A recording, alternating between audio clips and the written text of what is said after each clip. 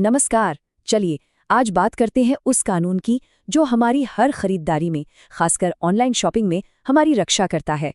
जी हाँ, ये है उपभोक्ता संरक्षण अधिनियम 2019। इसे आप एक तरह की नई मजबूत ढाल समझिए जो खास तौर पर आज के मॉडर्न बाजार के लिए ही तैयार की गई है। ये सवाल शायद हम में से ज्यादातर लोगों को जाना पहचाना लगेगा, है ना? जब हम कोई चीज बड़े मन से खरीदते हैं और वो वैसी नहीं निकलती जैसी दिखाई गई थी। ये सिर्फ एक छोटी मोटी निराशा की बात नहीं है, बल्कि ठीक इसी तरह की स्थितियों से हमें बचाने के लिए कानून बनाए गए हैं। देखिए, 1986 में भारत को अपना पहला उपभोक्ता संरक्षण अधिनियम मिला था और इसने कई दशकों तक उपभोक्ताओं के हक के लिए बहुत अच्छा काम भी किया। लेकिन जैसा हम जानते हैं, वक्त बदलता है और वक्त के साथ बाजार भी बदल जाता है।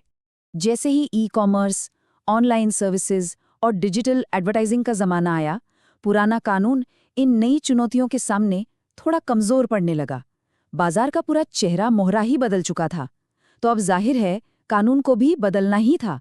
तो इसी जरूरत को पूरा करने के लिए 2019 में एक नया, ज्यादा मजबूत कानून लाया गया। ये आज के उपभोक्ता के लिए बनाई गई एक मॉडर्न शील्ड है, एक ऐसी ढाल जो इस डिजिटल युग की हर चुनौती का सामना करने के लिए पूरी तरह से तैयार है। तो चलिए देखते हैं कि इसमें आखिर बदला क्या-क्या है।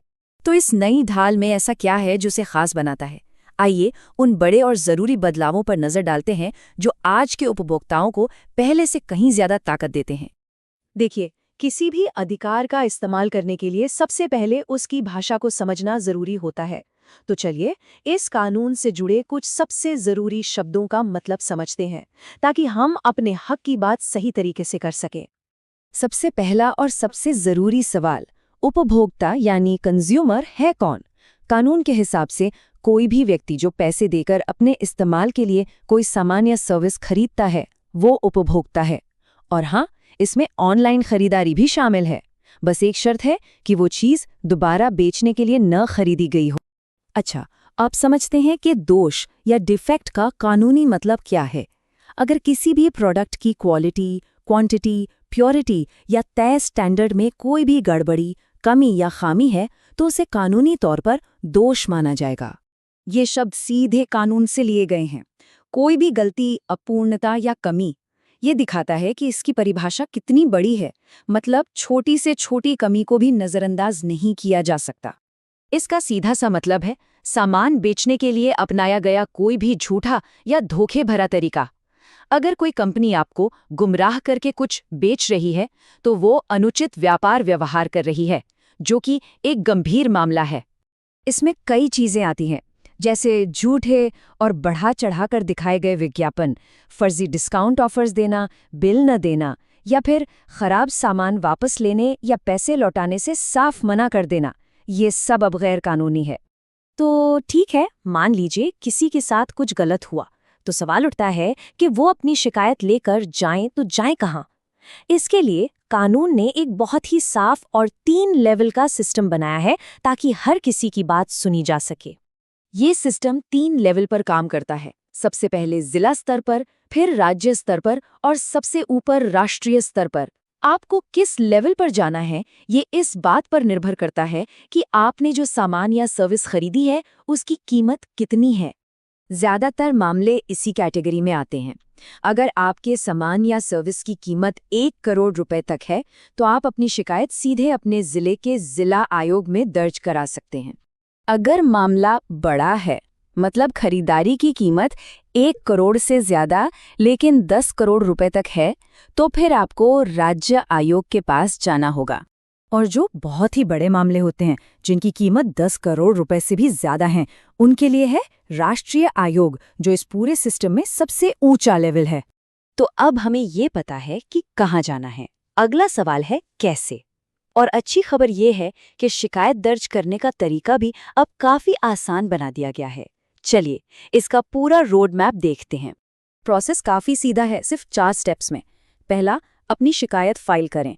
दूसरा, आयोग 21 दिनों के अंदर ये तय करेगा कि आपकी शिकायत सुनी जाएगी या नहीं। तीसरा, कई बार सुनवाई से पहले दोनों पार्टियों के बीच आपसी समझौते यानी मीडिएशन की कोशिश भी की जाती है। और आखिर में होती है सुनवाई और फिर आता है फैसला। और इसमें सबसे बड़ी सहूलियत क्या है, वो ये कि अब आप अपनी शिकायत घर बैठे बैठे ऑनलाइन यानी इलेक्ट्रॉनिक तरीके से भी दर्ज कर सकते हैं। इसकी वजह से ये पूरा प्रोसेस पहले से कई ज़्यादा तेज़ और आसान हो गया है। चलिए अब आते हैं सबसे ज़रूरी सवाल पर। अगर आपकी शिकायत सही पाई जाती है तो ये आयोग आपके लिए क्या कर सकते हैं? एक उपभोक्ता को आखिर में मिलता क्या है? आइए इन आयोगों की ताकत को जानते हैं। इस कानून ने इन आयोगों को बहुत ताकत दी है।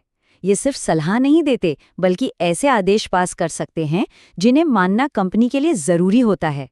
इनका मकसद सिर्फ एक है, उपभोक्ता को न्याय दिलाना।